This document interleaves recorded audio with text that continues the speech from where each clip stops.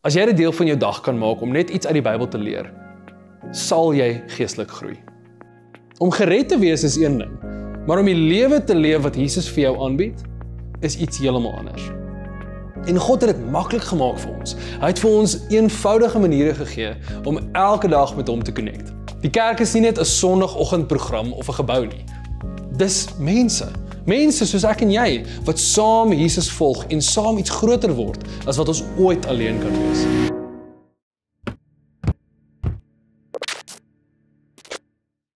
Hierdie week gaan ons gewoontes ontdek wat ons gaan help om geestelik te groei.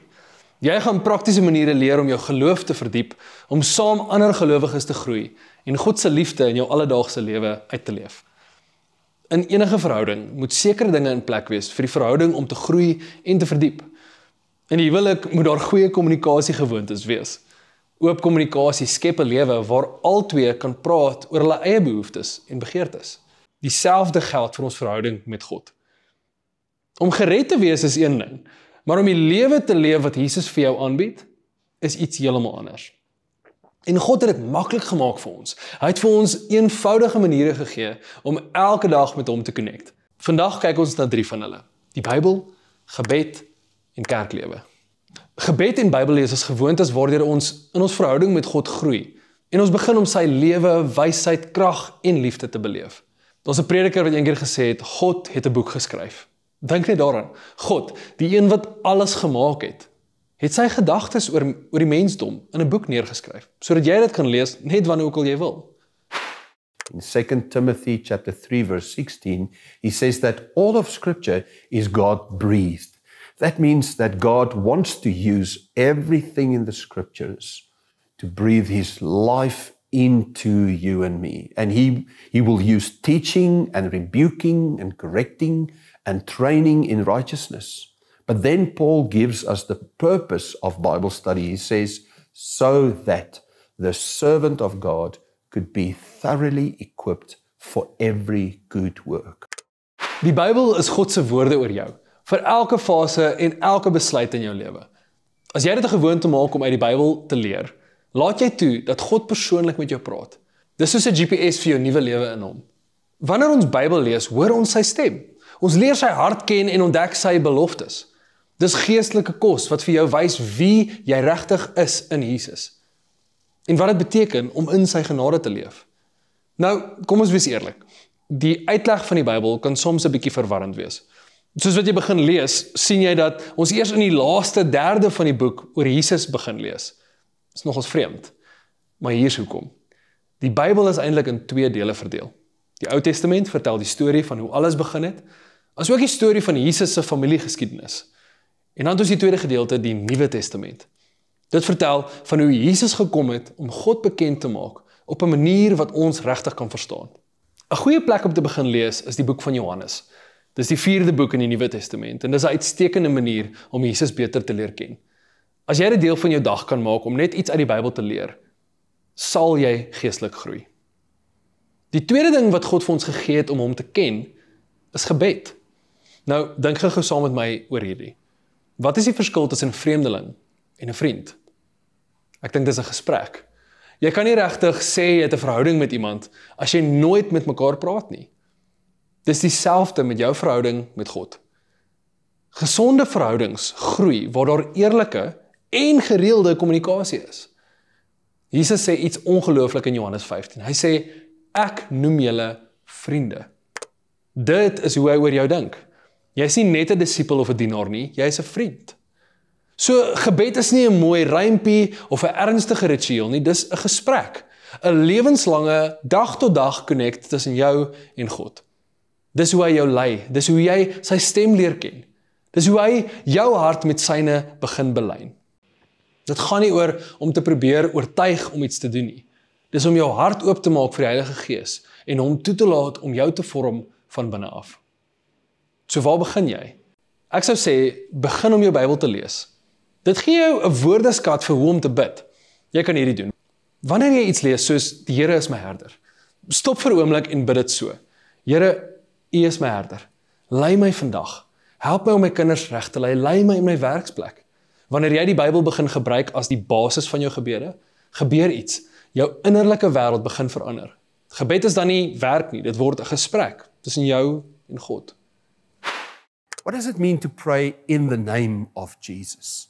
So typically when we pray, right at the end of our prayer, we'll just conclude by saying, Lord, we pray this in the name of Jesus. And then we typically would say, Amen. The word Amen means, let it be done. To pray in the name of Jesus actually means to pray in alignment with His values and His purposes for us. In His name means on behalf of His reputation. And that's why we have the boldness to ask God for every small thing and every big thing that we need in life. Because as we are praying, we are discovering His purposes and His plans. And the moment that we pray in line with His plan, when we pray in the name of Jesus, His promise still stands that it will be given to us. So kom ons maak dit 'n gewoonte om elke dag met God te praat. Nie net met godsdienstige woorde nie, maar opregte woorde. So gaan ons vriendskap met God groei. Nou, dit bring ons by die laaste bousteen wat God ons gegee het om Hom te leer ken. En dit is kerklewe. Hier is 'n radikale waarheid. Jy is nie net gered nie. Jy is aangeneem in 'n familie. Ons het nou al gepraat oor hoe om verhouding met God te bou, deur die Bybel en deur gebed. Maar nou kom ons by iets wat soveel mense mis, wanneer hulle dink aan hoe om Jesus te volg. Kerklewe. In Efesiërs sê Paulus iets oor die kerk wat ongelooflik is.